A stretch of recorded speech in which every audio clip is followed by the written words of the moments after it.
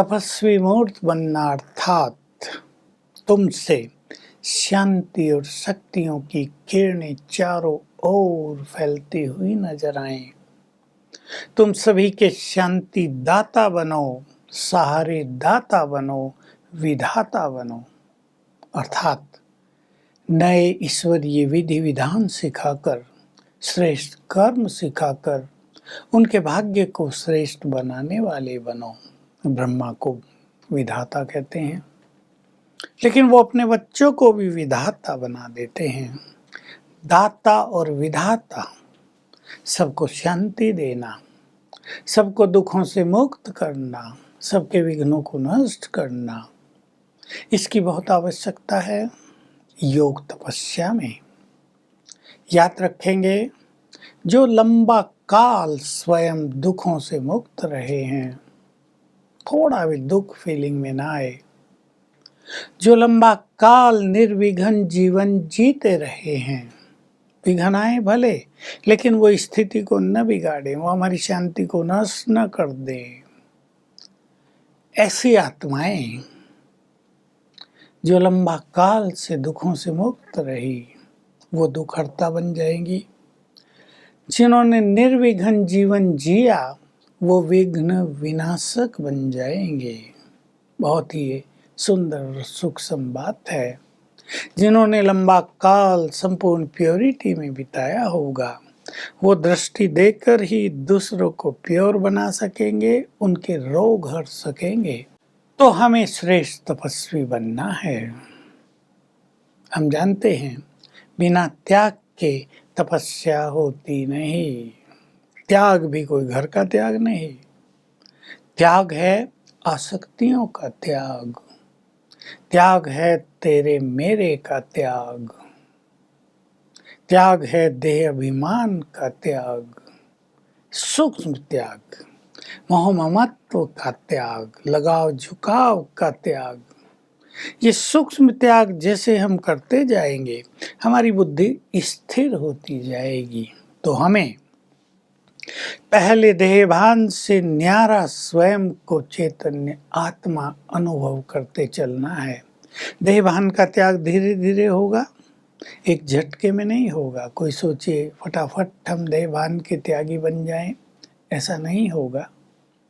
देहभान लंबे काल के अभ्यास से छूटता है, और जब देहभान छूट जाता है तो विषय विकार भी छूटने लगते हैं। बहुत बड़ी उपलब्धि हो जाती है। तो पहला अभ्यास हमें ये करना है, जिनको भी योग युक्त होने की तपस्या करनी है, वे पहले आत्मिक स्वरूप में स्थित होने की तपस्या करें। अगर मान लो आपको इसमें कठिनाई होती है, तो देखो मैं छोटी छोटी विधि आपके सामने रख रहा हूँ। पहले, मैं आत्मा हूँ, ये मेरा शरीर है। सोच लो, मुझे हर घंटे में 10 बार याद कर लेना। धुन लगा दो, एक दिन के लिए करना है सब, केवल धुन लगाओ, मैं आत्मा हूँ, ये मेरा शरीर है। कभी सोचो मैं आत्मा इस तन में आई हूँ परम धाम से, कभी सोचो मैं आत्मा आंखों के द्वारा बाहर की दुनिया को देख रही हूँ। हाथ में ऐसे कर रहा हूँ तो मैं आत्मा कर रही हूँ। ये अभ्यास हर घंटे में 10 बार, कम से कम 5 बार, सारे दिन में 100 से ज़्यादा बार हो जाए। देखो, शाम तक आपके मन की एकाग्रता बहुत अच्छी हो जाएगी। दूसरे दिन दूसरा अभ्यास ले लें, मैं शिव शक्ति हूँ। ऐसे ही घंटे में 5-7 बार याद कर लें, मैं शिव शक्ति हूँ, मैं शिव की शक्ति हूँ, मैं मास्टर सर्व शक्तिवान हूँ। ये तपस्याएं हैं हमारी। ये दूसरी तपस्या हो गई स्वमान की तपस्या। प्योरिटी की भी हमारी तपस्या, उसको बढ़ाने के लिए मैं पवित्रता की देवी हूँ, मैं पवित्रता का फरिश्ता हूँ। ये 2 संकल्प ले लें, पानी चार्ज करके पिए। इन्हीं संकल्पों से प्योरिटी की साधना भी सरल होती जाएगी, परफेक्ट होती जाएगी।